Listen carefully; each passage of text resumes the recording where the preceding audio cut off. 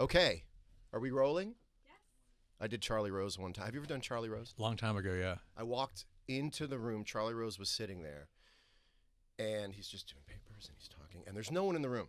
And I was talking to him for 8-9 minutes before I realized we were on the show. That's happened to me so many times with podcasts and stuff. I'll be talking to somebody, just like, just hanging out and talking. And then all of a sudden I realize, oh, no, this is the show. We're in this. We're like halfway through the show. Do you like that? Could we consider this the beginning of the episode? Okay. Yeah. This is the beginning. Yeah, I mean, we're batting 1,000 Here we go. far. I love it so far. We're batting 1,000. We're killing it. Yes. Crushing it, John. I should do some kind of introduction. With me is a 5-time Grammy Award winner, beloved, multi-generational artist, comedian, writer, director, actor. I'm just going to list off some of the songs. Listen to this esteemed list of songs. Fat, Eat It, Like a Surgeon, Girls Just Want to Have Lunch, I Lost on Jeopardy, Dare to Be Stupid, Yoda, Amish Paradise, Smells Like Nirvana. It is, quote, Weird Al, end quote, Yankovic. Welcome. Thank you so much. To Life with John Mayer. Am I the first person to tell you that I feel strange calling you weird? Perhaps not, but the first time I've heard it from you. Yeah, okay. So we're really digging brand new grooves here. You can call me Al, though. Al works fine. But I just... Like Paul Simon says. You can call me Al. Yeah. Has there been a time you went, I don't want to be weird today? Well, I'm not like weird bouncing off the walls 24 hours a day. But weird in terms of people's perception of you and calling you weird. Has it ever stuck to you in a funny way? You go, today I wish I wasn't known as weird. Yeah, I think it's, I've got the nickname, which has been around for decades and decades. But, I don't think people think of me. Certainly people close to me in my life don't think of me as Weird Al. I'm just, right. Just, the dad or That's right. whatever, That's right. What's the least weird thing about you? My pancreas. It's completely normal. It all checks out. Yes. Can I see the charts? I mean, I know HIPAA is a thing. I don't have them with me. Okay. Well, we'll get them. I'll email them to you. I got PDF files. Oh, my God. Pancreas. You are the type to send pancreas.pdf. I would. That's my kink. When I told people I was going to be interviewing you, the response from my friends was over the top. Really? Yeah, there is this... Like the Stallone movie? Yes, like the Stallone movie. A lot of arm wrestling? Where I believe at the center, the big win is the love of a child and a new Volvo 18-wheeler. Yes! Yes. What we all want in life. I just wish my son would talk to me and I had a sleeper cab to take me across the country. I watched UHF last night. Oh, I've been listening. how is it? Oh, it holds up. Oh, good. It holds up. I haven't seen it yet. Yeah. When is the last time you saw UHF? Oh, God. I've seen that movie probably more than any other human in the world. Probably a couple hundred times in my life. But the last time, it came out on 4K Blu-ray recently. And I haven't even watched that yet. I can't wait to get into it. There's so much to get into. I first came in contact with your music. It's 1984. I believe that those were the best years of my life, and I wonder if you agree they were the best years in pop music. 84, 85, 86, 87, that era. And your music was right there. People don't understand, like, your album in 3D was right there next to Purple Rain, Thriller, Culture Club, Boy George, and it didn't seem odd to me growing up. I was 6, 7 years old, and it just seemed cool and great. And so I guess if we're playing with the timeline, how do you find me when I'm listening to this music? That was your second or third album, right? That was your third album. It's second album, I think. So where did you grow up? I forgot. Around L.A. You did? Yeah, I'm from Linwood. Are you familiar with Linwood? No. It's adjacent to Compton and Downey and Southgate. It's like South Bay. I went to Suge Knight's high school. Wow. Yeah. They should call it that. Yeah, they do now. Suge Knight Elementary. Why did I think it was Midwest? There's a Midwest vibe to you. Well, a lot of people think that because there was a famous accordion player named Frankie Yankovic, who was America's polka king, and he was based out of Cleveland. Okay. So a lot of people, and just the whole accordion thing, people assumed he's obviously from the Midwest. Okay, maybe that is what it has this Great Lakes kind of thing to it. Yeah. Right. So how old are you when you get an accordion? I remember my first accordion lesson was the day before my 7th birthday. So they get to you young when the synapses in your brain are just still moldable. Well, that's like anyone you see playing tuba in the marching band. You're like, you were hard and fast a tuba player your whole life. To be a flautist, you got to love that flute. That's nothing you pick up in middle age. No. That's something that you have to drill into your head as a kid. And when you saw an accordion, like when I saw a guitar, I went, I want to hold that. I want to manipulate that. Did you have that feeling about an accordion? Well, I didn't really have a memory of it, but I read online. I found my old accordion teacher online, the guy that literally went door to door trying to sell accordion lessons, and he remembers the story that he came and talked to my family and said, "Would your child like to take accordion lessons or guitar lessons?" And he says that I said guitar, and my mom said, "Oh no, accordion." Yeah. And she knew that accordion music would take over Western civilization. Yeah. Well, it took. I mean, you found a niche. Yeah. You know, and owned it, and still to this day own it. How long are you playing the accordion? And I imagine you're learning songs. You're learning Greensleeves or whatever it is out of the book. How long into owning an accordion do you start going off the map and starting to fool around and starting to be funny instead of just read off the page? Pretty soon. I mean, you know, I was learning the polkas and the classical pieces and all the little dipsy doodle things that you learn on the accordion. But I remember, you know, and this is between ages 7 and 10 when I was taking lessons.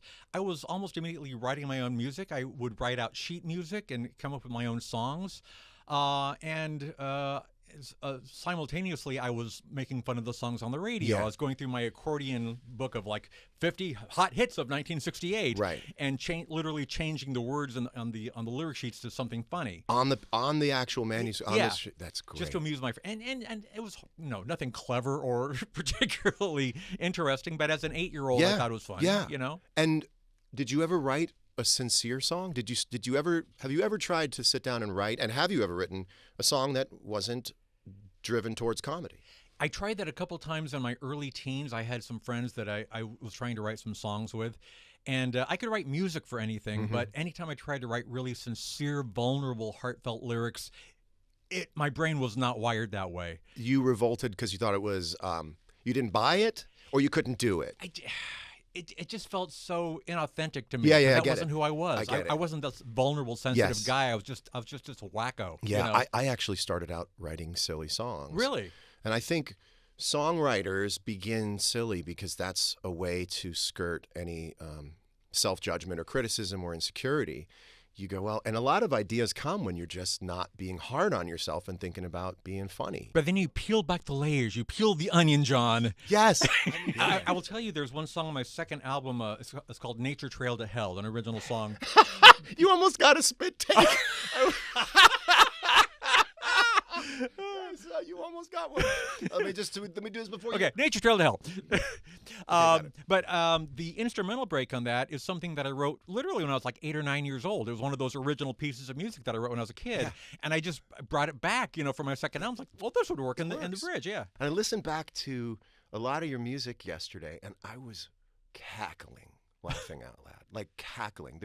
It's so funny, it's so pure. And the thing that I think as an adult now that I'm so blown away by is the production value of these songs that you're making sound-alikes for. I mean, the thing you're trying to do is, I think, nail the production of the music and then kind of divert with the vocal. Yeah. That is an unbelievable ability to match so many different styles of music in the studio. Who is behind that? And this is obviously a very serious business to get these songs to sound like that. Rick Derringer produced my first 6 albums, and I've been producing my own albums since the early 90s. But I have to give most of the credit to my band and the engineer, because my band, I've had the same band since 1982, and they're just like some of the best musicians in the world. They have to. I mean, you take a song like the Beverly Hillbillies song, which is Money for Nothing. People have been trying to match that guitar tone in the beginning. You like matched it perfectly. Well, there's a reason for that. I had my guitar player Jim Chemo West doing that part, and then when Mark Knopfler found out about it, he said, "Well, actually, I would like to do that myself." You're kidding me. No, so that's Mark Knopfler playing the guitar. That's actually Mark Knopfler playing. Does anyone else know? Is that an inside secret? This is not a scoop. That has been. Oh my God! But that would explain it. But here's the funny part. When my guitar player played the track, it actually sounded more like the original record than what Mark did, because he was painfully, making sure that every single note was exactly right. And Mark had been playing the song live on the road for a while, so he had a little bit more of a loose feel to it. Right. I mean, it had that sound that very distinct Mark Knopfler sound, but the original thing that we replaced actually was closer to the original. But you chose name value over precision. That's correct. And I would do the same thing 10 out of 10 times. And Rick Derringer, great musician in his own right, known, if you don't know, and this is getting very kind of era specific, but Rick Derringer wrote Real American. Mm-hmm. And I want you to know, every time I go work out in the gym, I put on Real American. Oh, really? Yeah, and it just pumps me up. Well, lately. Yeah. And for those who don't know, Hulk Hogan used to walk out on into the ring and you'd hear, I am a real American. Yeah, I think Rick produced that whole wrestling album. There was there was a wrestling album. Right. But this to me, I think, is what's wonderful about being able to talk to you.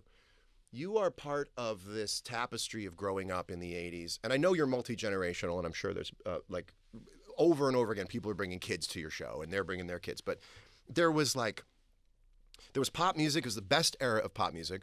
Wrestling was really funny to me. Mm-hmm. Did you ever find wrestling funny? Yeah. Cyndi Lauper and Captain Lou Albano. Yes. I just also thought that wrestling itself, the kinetic movement of wrestling, was really funny when I was a kid.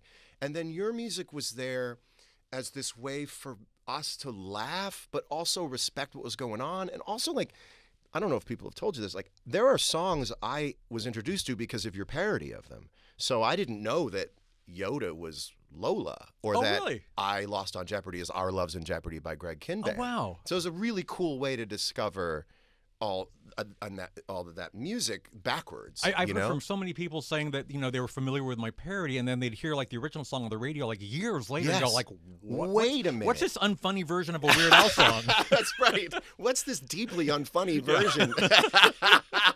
To say that heartfelt in this case is a bummer, and the opposite of I always was expecting to laugh. Well, that's because oftentimes you match the sound so well you have to wait till you get to the vocal to realize, this actually is not the song I thought it was. Have you ever seen the 30 Rock episode that I was on where Jenna does this really ridiculous song, and then I come and do I reverse Weird Al it, and I do a heartfelt. What was the name of the song? I know that there's the werewolf thing, and I don't remember which song it was. Yeah, it was. I think Jenna Maroney did Fart So Loud, and I made it to this Bruce Springsteen-esque Heart So Proud. You reverse. He reversed Al. Yeah, it's fantastic. And what I also learned is that I think, would you agree? There's kind of this Mandela effect that everyone thinks that every one of your songs on your albums were parodies, but actually 30% of them were parodies. It's about half and half. It's about half original and half parody, and there's almost always a polka medley thrown in. It's so funny. I mean, honest to God, I'm cackling yesterday listening to this stuff, and I thought maybe it would have an archival vibe for me. You have a song called eBay, which is I Want It That Way by the Backstreet Boys. Right. And you say in the bridge, I am the type who's liable to snipe you with 2 seconds left to go. I was cackling. And I didn't have to write that down to remember it. It's just stuck in my head. The writing is so funny. And I suppose the thing that I'm most curious about, and I think the world is always curious about, is the process of creating the parodies. And I know you've talked about it a trillion times, but do you produce the song before you ask for permission? Does producing the song help you get permission or hurt in that way? Sometimes it's a waste of time. Let me go back to eBay just a second. Yeah. That was almost going to be a single or a video, but then eBay started doing this whole ad campaign where their commercials were all parodies of eBay. I think they did a parody of Frank Sinatra. I Did It My Way. I got it on eBay, and I was like, oh no, my song is going to be looked at like a commercial. Yeah. And I just did not want to be like the guy doing commercials for eBay. So that kind of, was secretly put out on the album. It's so funny. But then it wound up being the most popular track on Was that it album. really? Kind of, okay, yeah. so then my taste is good because every line on that is so funny. Thanks, man. It's so funny. And to answer your question, though, I've learned that most artists give me permission to do parodies. I've got a track record, and people look at it as an homage. So you could call and say, "I've got one. Can I do it?" And they'll say yes. Or how much do you have to show them to get their approval? Just what I've been doing is just give them the log line. Say I want to do a parody of your song, and it's called this, and it's basically about this. What do you think? because even though it's a gray area, I don't necessarily need to get permission. I've always made it my policy. I didn't know. Right, you could if you wanted because of parody law. Yeah. But it's I like to not make any enemies in this business. That's and I right. Make sure everybody's cool. And you've probably regretted asking a few times because once you get a no, you can't go around the no. That's true. Yeah. So it's you're kind of tamped down by your own rule. Yeah. Is this serious business when you're recording a parody, or are you cackling, laughing because it's your first time hearing it over the music? Well, it's writing is not that much of a fun process for me because I get very focused. Even though it's like this ridiculous, silly thing, I'm actually putting a lot of work and energy. Oh, you can hear it. Oh, yeah. You can hear it. But and so every now and then I'll come up with a rhyming couplet and I'll kind of chuckle to myself, oh, that's kind of clever. That's pretty good. Sure. And then I love, my favorite thing was like after I've done the song, like 10 years later, I've completely forgotten about the process and I listen back to it and go, oh, that was actually pretty good. And also, do you not remember what's coming next so you can surprise yourself with what the next line is? Yeah. Oh, I was funny 10 years ago. Yeah. Well, I have this now as I get older. I say, I was very good at that 10 years ago because I can still do it, but I'm slower and more methodical. And the fundamentals I'm very good at, but that sort of combustion of going to write it, it's not like it was, but I can still do it. It's just, I'd be in the gym a little longer, and I listen back and I go, yeah, that was good stuff. And I'm also at the point now where like, God, I hate to say it, but I'll listen to a song I wrote that I recorded, and I'll go, what's the bridge going to be? Yeah. How am I going to get out of this? What's the bridge? What am I going to do now? Actually, what did he do? What did I do? Oh. So you're not laughing the first time you hear yourself sing these things. No, I mean it's pretty serious business. That's in the studio. serious business. Yeah. I mean, there was one of my albums where I did sort of a making of thing, like life in the studio and the actual recording process, and people were amazed, like yeah, you're just doing all this with a straight face. I'm just like I was doing like a Brian Wilson pastiche, and I'm there with like a bicycle horn and like doing that, playing on a little toy piano, looking ridiculous, but like it's very serious business, because. It seems to me that when you're looking for an extra overdub and you can't find the right instrument, you just make fart noises. Yes. There are these moments in the songs for no reason at all. It's just... Yeah. Oh, you're very good. Pretty good. Not bad. Yeah, I think it was Eat It. Yeah. And you're going... Yeah. Which means at some point you went, hey, can you give me another track? I just want to try something. And you're going... Yeah. Got to give props to musical Mike Kiefer. He's my flatulist. Is that what you call it? Oh, manualist. I forget one of those. He's your flatulist. Yes. He's the now I know he's the guy you call in Hollywood. He's the union flatulist. Yes. Yeah. He's the union flatulist. He had someone come in. You got to put pumice on the hands. Yeah. No, he really was serious about it. He had to let me go to the bathroom, wash my hands, and get them to the right like. It's okay. And here's the other thing. He would we'd have to have two mics because one sound would come out of the top of the hands and one would come out of the bottom of the hands. Like a snare. Treble and bass. And you want to make the bottom. Literally be like a stereo version. So that means somewhere on a track list on a 3-inch reel of tape, it says fart top, fart bottom. Yes. I love the idea of seeing you do one of those behind the music things where, like they used to like Steely Dan sitting at the board. Classic albums. This is the fart bottom. Oh, right. This is when we brought in Mike. Hold on, let's hear that. Let me EQ that fart bottom.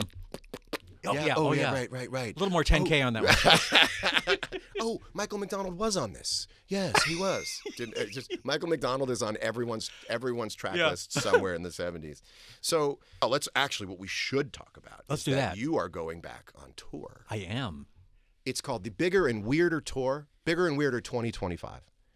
Most excited is I am. You're going into the Garden, Madison Square Garden. Yes, my first time, yeah. And it's going to go clean. I haven't been to a show there yet, so it'll be fun. You've never been to the Garden? I've never been inside, no. I've walked around it a few times.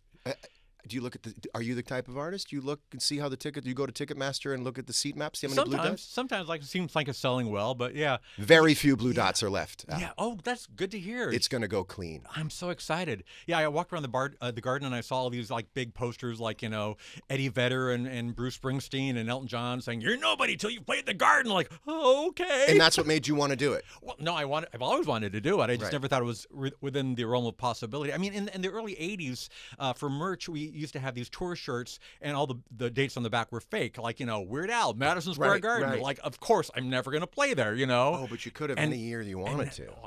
I don't know. It's odd because this year, I'm playing bigger places this year than I've ever played before in my life. It has something to do with consistency and quality and patience and being, I think, and I'm seeing the beginning of this, just a constant presence in people's lives. Aw. And being, once you wash out that constant need for attention, you trust that they love you and that those who love you will continue to love you. What I think is interesting now is the people who love you have kids. Yeah. And they're playing music. They're playing your music for their kids who now want to come see you. I love hearing that. I hear so many stories about parents saying that their 12-year-old came up to them and said, "Hey, I discovered this new guy, Weird Al Yankovic. Isn't that great? Have you heard of him?" Like, yeah. It's great. And what I find so compelling is that, and it's bittersweet, but you have been sending up pop culture and huge stars for so much of your life, and in many ways you've outlasted or outlived many of them.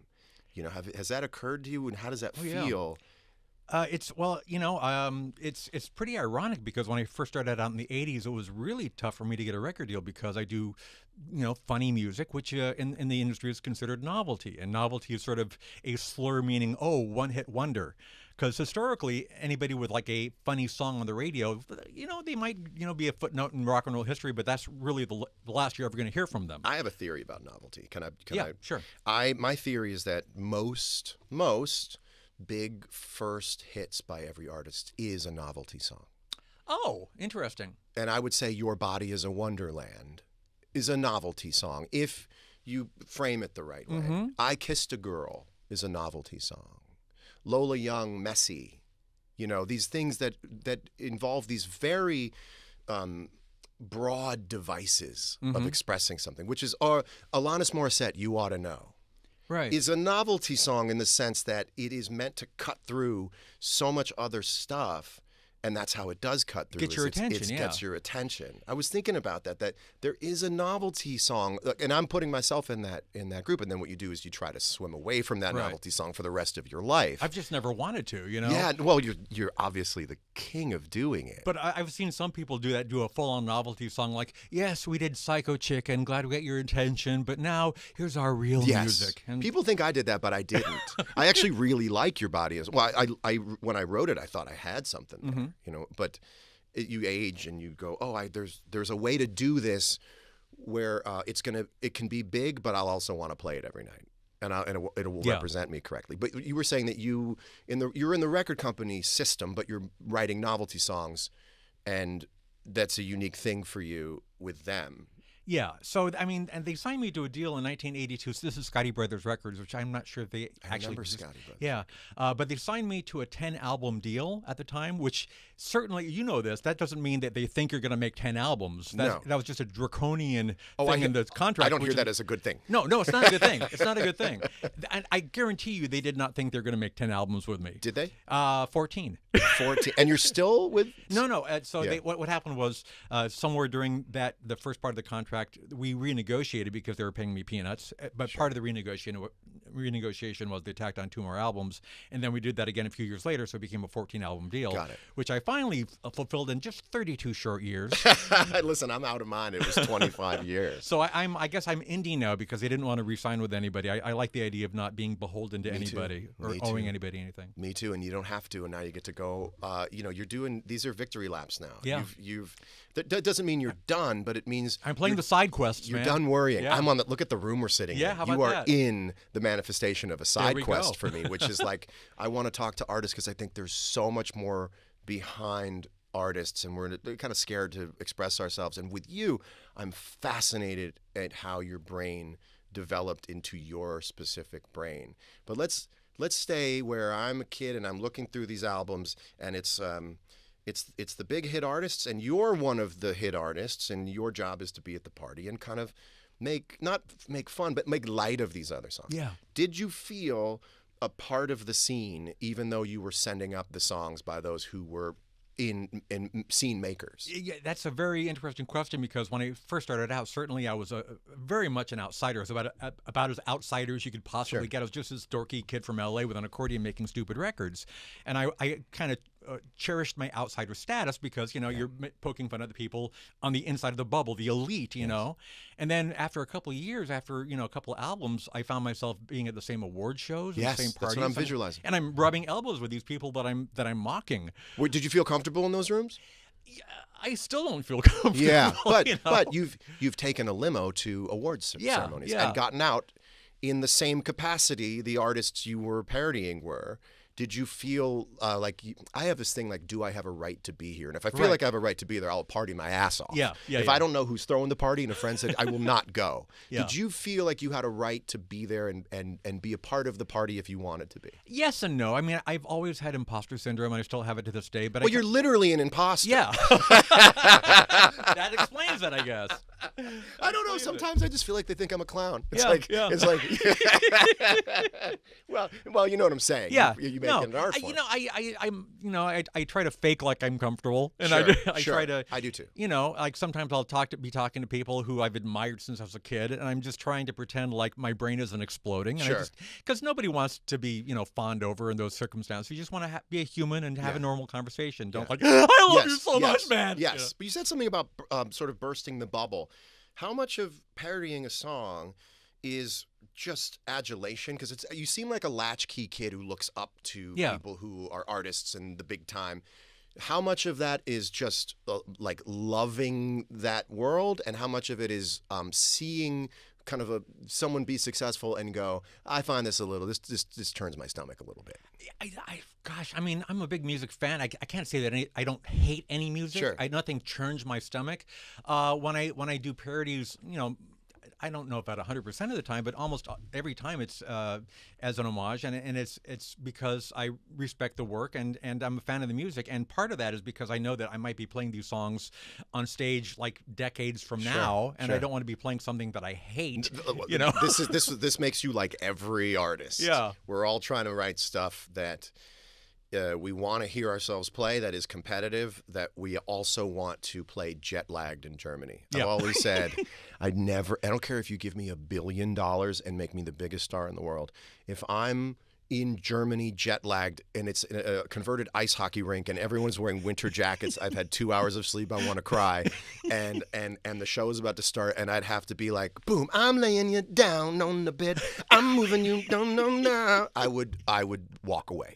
I would just step off the stage, like having to 5, 4, 3, 2, lifting off the stage, and it says tick on a I couldn't do it. So I'm trying to write songs that are good for the set list. But do you feel when you go out on tour, you're going to look down on that set list and you're going to be psyched? You have so many songs you can be excited about playing. So, I pick my own set list, obviously, and I pick stuff, you got to pick the crowd pleasers and all that. And there's some songs that, I don't know that I'm tired of them, because if people are reacting to them and loving them, it doesn't really get old for me. No, you want to watch them watch the thing. But I also like to put in a few deep cuts here and there, just for my own amusement and for some hardcore fan. I never thought I'd heard the song from the 4th album that he never plays. It's like 1 for me, 3 for you. Right. Right? Do you think that's the ratio? Probably. And there's one tour that I did, two tours actually.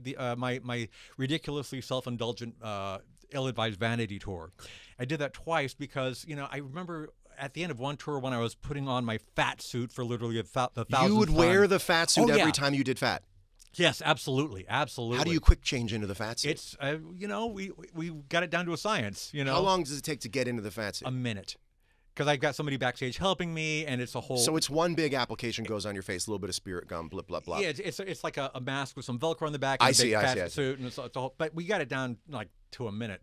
But yeah, after I was putting that on, I was like, I think I've lost the thread here. Am I a musician, or am I like this? Like yes, yeah. But it was written on the ticket. Yeah, but I thought like next tour, I'm just going to have all of us go out on stage and sit down on stools and play music.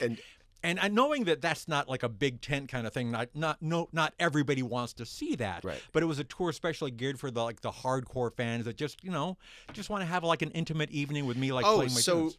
Correct me if I'm wrong. Now I think you're saying that the title was completely polar opposite of what the show was.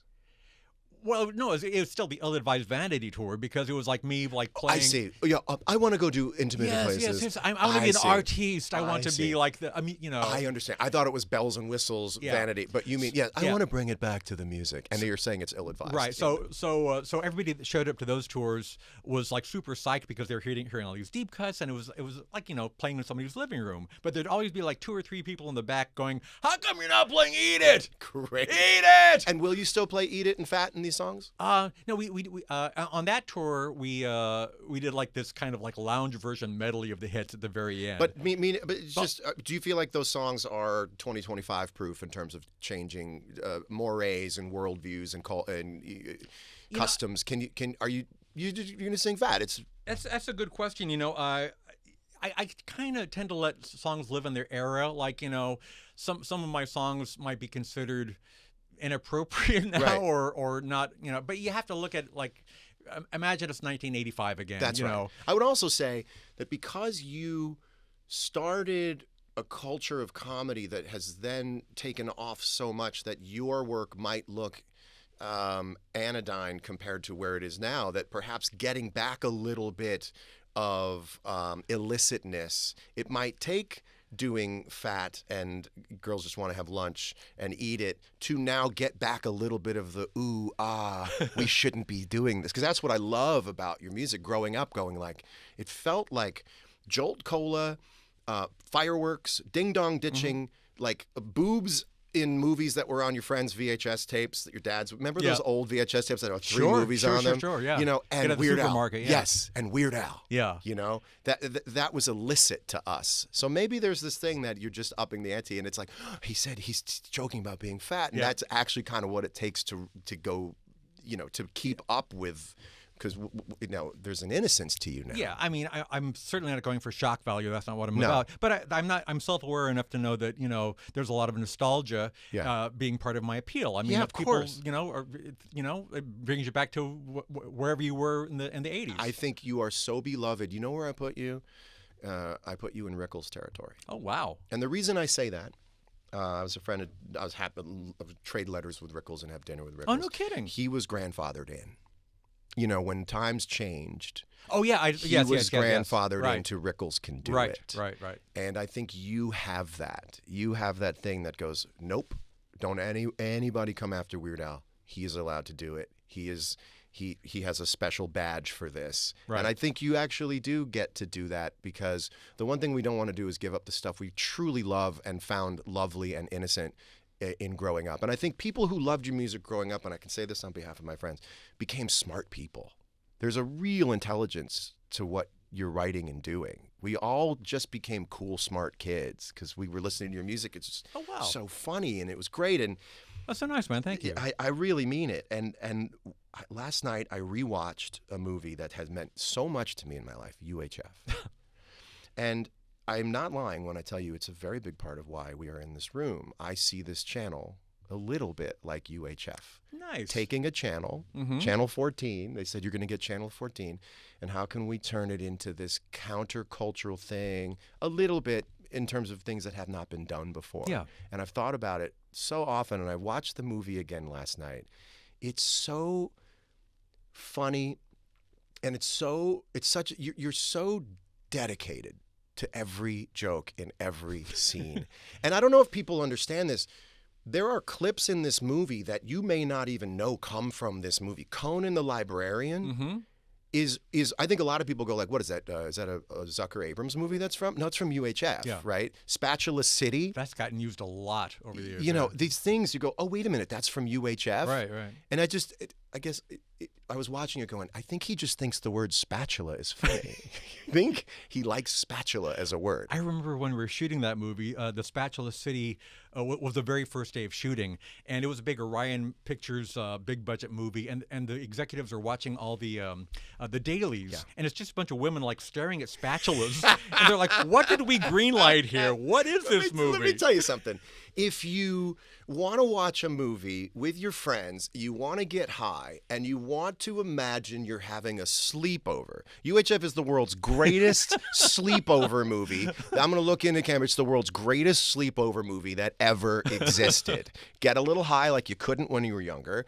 And it is so funny. And the number of beats in there. Were you inspired by Airplane, by Naked Gun? Of course. Have you seen the Police Squad episodes, all the standalones? My absolute favorite TV show of all time, Police Squad. In fact, I've been in all the Naked Gun movies. You have? That's right. Yeah. That's right. I see you now at the awards ceremony in Naked Gun with 33 Vanna White, with Vanna White. That's right. Now I know you were in that. You have a Forrest Gumpy thing about you. Kinda. Where you've been there. You've been in the picture. People forget how old I am, and they're like, what is he doing in this video or this movie? You're like Santa Claus. You're so beloved. And this film also is, I remember all these lines. And you ever see a movie, you go, how did I know I knew all these lines? Right. You know, help, get me out of this box, I can't breathe. Or, you know, you're so stupid. I mean, my brothers used to say this to each other. My brothers and I used to, I mean, but what's really interesting is it's kind of the breakout performance of Michael Richards doing a prototypical Kramer. Right. Like fumbling with the door. What was that like for you to see Seinfeld the first time and see Stanley Spadowski, basically, from UHF? Well, it's certainly a different character, but I mean, I was very proud of Michael. I mean, I was a big fan of his. I used to see him doing stand-up in L.A. in the I guess it was the late 70s, and then he was on that show Fridays, which was kind of ABC's version of Saturday Night Live. Yeah. So I was just a big fan of his physical humor, and the part was pretty much written with him in mind. And at first he didn't want to do it. He kind of came in and he read for it, and he crushed it. And then he said, "Yeah, I don't know." And there's, "No, you have to do this. You are Stanley Spadowski." He is. I mean, just growing up, that was the funniest character to me. And I know all these lines. I mean, it's not good radio or good video to just tell you all the lines I love. But, you know, thinking of something orange. Give up. It's an orange. Yeah. Like you know, before the internet, like you just traded lines with each other, you know? And I guess an interesting question might be, how does it feel now to see parody be such a thing all day, every day on TikTok and Instagram? What's your reaction when you see everyone now sending things up? It's almost like things occur so that people can send them up. Yeah. How do you feel about it? Well, it's not like I invented parody or anything. I don't know, but you popularized it. Well, in a way, I suppose. Yeah, there was a think piece written on me a while ago calling me the godfather of YouTube, which I don't know. I don't know that I agree with that. You don't have to. It's not your job to agree with it. It's your job. It's my job to tell you they're right. They are correct. Well, would you think now that might dissuade you from doing parody because it's just done so much that you might? I will say that since my last album, which is now close to 11 years ago, you know, I've been putting out songs here and there, but I haven't done a full-on straight parody song, a new parody song. And part of it's just because it feels like, you know, even with my last album, it was tough because like every new song that comes out, there's somebody that will do a parody of it on YouTube within like a minute. I know. You know, and I've got a little bit longer of a lead time, and I don't want to be the last person to do a parody of anything. You know, I say the same thing about guitar playing, and people want to hear the album that they want to hear another one of the albums I made where I'm playing a lot of guitar, and I say, well, so many people are now playing guitar like that it's not that I'm upset, but it wouldn't be evolving anymore because I'd be playing like the people who play like me. And they say, I don't care anything about what you just said. I want you to do it again. And I've just experienced being on the other side of that because now I'm saying to you the way people would say to me, I don't care. We just want more from you. Right. You know, I don't know that I'm not going to say that I'm never going to do another parody song, but I like what Tom. Are you a Tom Lehrer fan? I know the name, but one of my heroes. Radio. He hasn't put out anything new in literally half a century. Radio guy? No, he was a Harvard student that That's why I never heard of him. No, he plays the piano and he does funny songs. But this is like Dr. Meno show. He was popular in the 50s. Yeah. But he had a famous quote after he basically retired, and he said, "What good are laurels if you can't rest on them?" Yep. I know. It's like it would be fun. We'd all love it. I know. But now I have a little bit of perspective when other people go like, when are you going to do another blues-based guitar album? Sure. Maybe now this will change my mind because it's like, yeah, they sometimes just want to see the karate demonstration. You know, they just want to see the karate demonstration. Yeah. That doesn't mean that you're not thinking about songs that you would parody. You must have hundreds of ideas, things you've heard in the car and went, well, I could do that. Yeah, I mean, there's so many great candidates for parody and great targets, and yeah, I'm not like most of my ideas aren't like spontaneous, like, oh, I should do this. It's like me sitting down with a notepad going, okay, here's the song. What are like 100 variations on a theme that I could think of? What was the quickest one that came to you? The quickest one was Jurassic Park to MacArthur Park. Because the movie had just come out, and I heard the song on the radio, and I was like, oh, it was a layup. Yeah, it was a layup. Anything you hear on the... Do you listen to the radio these days? Yeah, I don't listen to as much top 40 radio or pop radio. That used to be such a part of my job description. I had to have my finger on the pulse and know exactly what's going on. And I feel bad admitting it, but sometimes I look at the Billboard charts, and I used to know every single song on the charts, and now not so much. Yeah, and I used to think that I was going to forever. And then there's just one year that comes and you just get shaken off the vine and you go, okay, now this is... I always say to people, like, to younger people, I go, there's going to come a day where you're not going to just...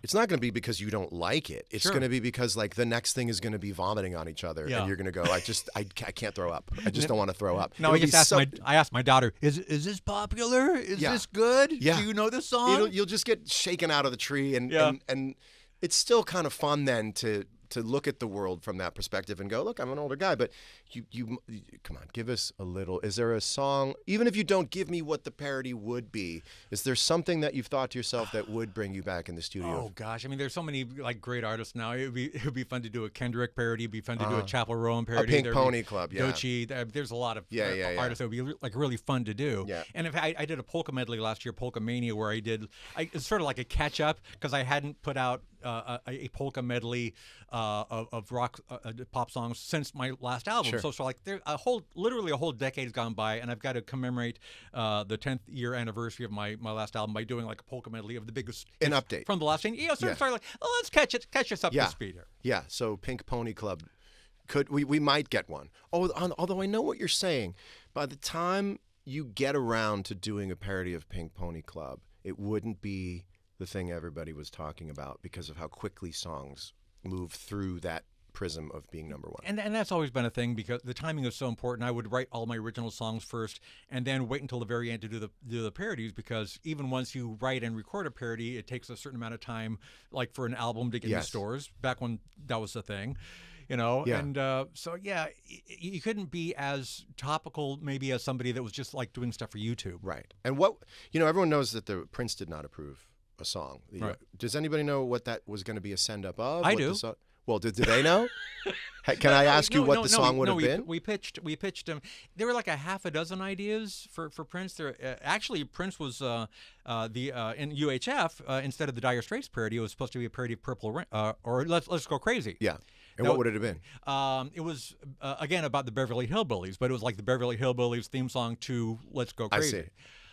And then there was a parody of 1999 where it was going to be like a Ron Popeil ad. You can get all this for just $19.99. That's great. So that kind of. Then again, there was several ideas, but every time we pitched him, he was just, and we never got a reason. It was just like, no. He was a very tricky guy. Prince used to put his name on the guest list every time I played around where he was and would never show up. And I think it was just a way of just rattling. Just freaking you out. Just freaking out another guitar player he liked. I took it as a compliment looking back now. Shout out to Prince. Prince is in the house. Everybody just get it for Prince. Do you know this video of James Brown performing on New Year's Eve, and he asks Michael Jackson to come up, and Michael Jackson performs, and then Prince has to come up, and it's a very different vibe than Michael Jackson? Do you know about this video? No, Prince was there? Or? Oh, it's unbelievable. You got to. I'm going to send you this video. Okay. I'm going to send you this video. James Brown is there, and he says, "Ladies and gentlemen, I want to bring someone up to the stage. Michael Jackson, come on, Michael Jackson." Michael Jackson walks up, and he just goes, "I love you," and it's unbelievable. It's like that's all he sings. Uh-huh. I love you, girl. I love you, and then he goes into this hyperactive James Brown thing, and then he steps off the stage. But Michael starts to whisper into James Brown's ear, and James Brown says, "Michael's just told me that Prince is here. Prince, come on up, Prince." And Prince is riding on the back and shoulders of a large biker guy with chick with a chick white hair. It was chick, right? Because I remember. Tell me about it. No, yeah, because. he used to bring this, like, I think his name was Chick, like big hulking guy, Yes. and bring him every year. In fact, like at the American Music Awards, when Prince won an award, he would bring Chick up on stage with him, like, oh, like Kenny Loggins is going to sucker punch you? Like, what are you doing? It's unbelievable. So he's riding this guy Chick's back, and then he sees a lamppost, but he believes it's a load-bearing structure. And so he reaches out his arm to kind of swing on it, but now it's just a prop. The light falls off, the whole thing falls apart, and he just gets on the stage, and he is gacked out of his mind, and he won't get off the stage. And you just go like, that was the thing, man. And I'm not ripping on Prince certainly in any way. He was a genius. Sure. But Michael Jackson goes, I love you, girl, I love you, and he does a dance, and then this wonderful like minute and a half cacophony of it was beautiful. I gotta see that. You really saved my story by telling me about Chick, because otherwise it was just me a guy at a party telling you about a thing he saw.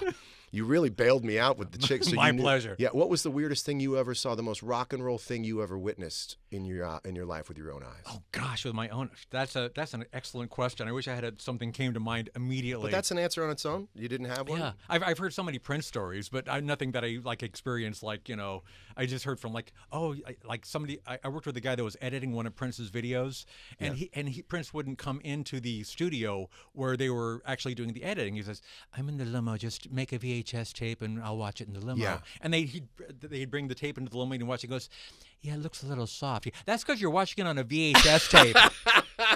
It looks a little soft. The tracking's a little off. Yeah, the tracking, yes. I'm getting tracking's off. What's the most rock and roll thing you've ever done? Maybe a purchase. What's the most extravagant thing you've ever bought? I'm not extravagant. I'm like, if I I own my house, it's like I'm not into for extravagance. I wanted to do one rock and roll thing. So in the early '80s, I figured I want to be like Van Halen with the no green M&Ms thing. So for part of the tour rider was for every show the promoter has to provide one garish, horrible Hawaiian shirt. And they did. So which is why I started my Hawaiian shirt collection. I've got like now hundreds and hundreds of these weird Hawaiian shirts. That is great. When you have, because you're an artist, when you have insecurities, what are they about?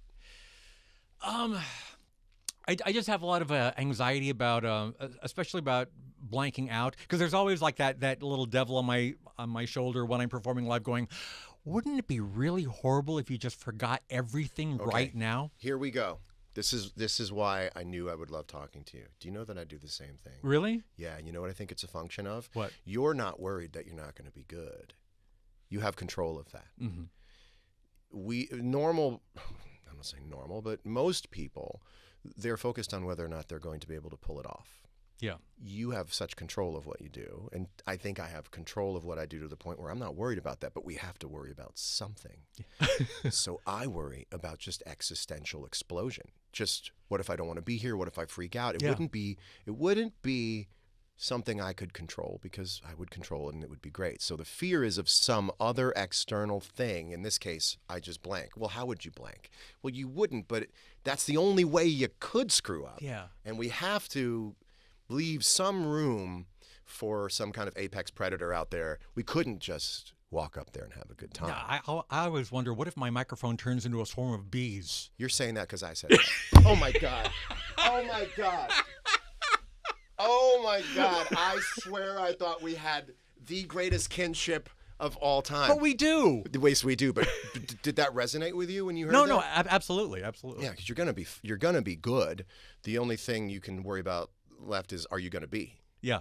Yeah. No, I agree. Absolutely. Are you looking forward to this tour for reason? It's been a while since you were on the road. Yeah, and this tour, the reason it's called Bigger and Weird is because we're doubling the size of the band. So it's me with the same guys that I've had since the early 80s, plus 4 people, which I literally haven't met in real life yet. But we hired them because they're instrumentalists and singers, and we wanted to be able to fill out the band. I did a tour in 19. That's how old I am. I did a tour in 2019 called Strings Attached, where I literally performed with a full-on symphony orchestra every night, which I loved. But I thought I wanted to do a sort of an intermediate version where it's like, I don't need all those strings and woodwinds, but I would love it to have some horns and some more singers and more instruments and have a bigger sound. And quick changes in the costumes? Yeah, so this tour, it's definitely the big show again. So it's all the costumes and the props and the big video wall and a bigger band. And I think, we haven't started yet, but I think this is going to be our best tour because it's going to be kind of like the best of all worlds. Yeah, I can't wait. I will be there. And I think you'll be surprised who's going to be there because loving your work and thinking you're funny is not ironic. And I think that feels refreshing to people. We have so much irony in this world. We like laughing at things that the people who are doing don't know or think is funny. Mm-hmm. And there's something really cathartic about laughing at something that is, if something could be earnestly funny, then you are earnestly funny. And I think it's so rare that we get to do that in a non-ironic way. Yeah. You're being subversive. We are not. And I think people are going to really want to come out and see you be subversive, and we can get back in touch with a simpler thing. It doesn't have to be our childhood, because you could be 15 years old and love this, because this is comedy meant to be comedy. Sure. Meant to be funny. Have you ever done stand-up? Not really. I mean, like you, I do patter between songs, but I haven't gone down to the. I think maybe when I was a teenager, I went to the Comedy Store once and tried tried it. But that's not my personality. Do you watch stand-up? Yeah, I love stand-up. I mean, half the people that I follow on social media are stand-up comedians. Who's a couple of your favorites? Oh gosh, I mean, old friends of mine, Patton Oswalt, and Tom Lennon, and I get Emo Phillips, obviously, a million people. Yeah. Now I always wondered, could you fake a stand-up? Could you do 5 minutes if you had to? If I had to, I don't. I think you probably. I'd have to exercise that muscle a little bit. But you maybe would figure it out. Yeah. Wrapping up, as I just have a few more minutes with you, and just want to get as much out of your mind as I can. Okay. What books do you read? Are you reading? What interests you when it comes to reading a book? Mostly, I like to read biographies. I think the last book I read was the book on Lorne Michaels. Right. I just finished that one. So I that kind of stuff. I like showbiz type stuff and humor. Yeah. Nothing that I read is very dark or, it's pretty much fluff. Yeah. Sure. No. Well, listen. I watch really silly things at the end of the night. And some people watch like murder procedurals, like real, I don't even know what they call it, the first 48. Yeah. And it was like, there's a guy going like, in my 47 years of being in law enforcement, I'd never seen a body look like that. And people fall asleep watching that, and I go, I have enough intrigue in my day. Yeah, me too. I've got enough of that in my life. I have so much intrigue in my day, I want to turn my head off. So that's why I watch. The reason it's called a diversion is so that you don't have to think about that. I'm very low IQ. The last hour of my day, I am a 12-year-old boy. Yeah. Do you have that? No, I've got that all the time. Yeah, you're just so. If you could pick up any skill right now, what would you start getting into to learn? I'd like to learn to just fly, just like jump up and start flapping my arms and fly. That's a great thing to tell people at parties. Yeah. They would just believe you wanted to be a pilot, like I just did. No. And then you say, "No, I just want to." I think like in my dreams, it's so funny. I think if you could fly, you would get it would be underwhelming and it would be costly. Like if you could fly, you could get 6 to 8 feet above the ground and you'd be nauseous afterwards for the rest of the day. Like that's how flying would work if flying was real. Yeah. So sometimes I think it would actually be a good thing to to fly in a conventional way because I live part-time on Maui, like in the jungle. Do you really? Yeah. I mean, I don't get there as often as I'd like. I recall asking you if you had done any extravagant rock and roll stuff. Is that rock and roll? And it seems to me that owning a house in Maui in the jungle is fairly David Lee Roth of you. Okay, fine, fine. Did you ever buy a sports car? I mean, it's a nice car. It's not like never owned a Ferrari. Not a Ferrari, no.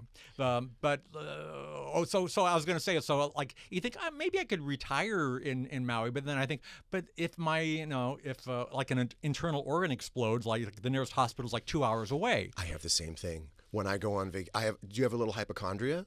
A little bit. Well, I literally I had several gallbladder attacks when I was in Maui, and we would like. Have to drive the road to Hana 2 hours to the hospital while I'm like... It's so funny you say this. When I go on vacation, if you go to an island and you take a boat to another island, to me, all I think about is the hospital. Yeah. And my joke is always you go to the hospital and the doctor says, we don't have the machine for that. Right. Yes, we don't have the machine for that. And then you get put on a seaplane. Yeah. And it's the doctor's brother flying and your phone doesn't work. You've got one bar on coconut wireless. Right. Coconut wireless. Oh man, we have this. Do you have OCD? Any OCD stuff? Probably not nothing too severe, but I'm sure I have a little bit things. of it because I'm hyper fixated on things. Yeah, I have a little bit too. Yeah, like especially like when I'm writing, like my wife calls me the zombie because I just walk around the house with this 1,000-yard stare because I'm so in my own head. Yeah, you know? I have these little things where I go, listen, just do them. You know, like I will negotiate with terrorists in this case. It's like, listen, do you want to open the fridge and turn the milk bottle so that it's facing you? Go do that, Johnny. You know, before I go on stage, I have like. You have any pre-stage things you got to do before you go on? I just like to have some silence and just kind of be like, you know, thinking about the show and just have some quiet time. Because I've been with a number of artists backstage. They would just be like loud and happy and making jokes and then go, oh, I'm on stage right now. And they'll walk out on stage like, how do you do that? I don't know how they do it. How do you do that? I literally say, I need time to get nervous. Yeah, exactly. I say, I have to go get nervous now. Yeah. I know. There are people, and I'll say, you're probably like me. You go, well, I'll get out of your hair. They go, no, stay. And then someone goes, you're on. They go, walk up with me. Yeah. I go, how do you, the goal in my life, and I want to know if you've ever done this, before I'm dead and gone, is to have a show that I do a sound check at, and then I leave the building and I go have a beautiful, calm dinner down the street, maybe New York. Mm-hmm. And as the garden is filling with people, I'm having a spicy rigatoni. And then I walk back in, side of the stage door, play the show. Have you ever done it? Have you ever? That to me is the height of rock and roll. Wow, that sounds so cool. I've never done anything exactly like that. Because you have to stay to get nervous to play the show. Because what would happen if you were? It's like watching The Wing on a plane. If I'm not watching The Wing, how are we flying? Especially after spicy rigatoni, I don't want to be like playing the garden. Okay, maybe sushi. Okay. As I said it, I thought, well, not an ideal thing to say. You're just fantastic, and I knew you would be. And I think every year that goes on, you, by comparison, looking at the way the world is, you are just more valued.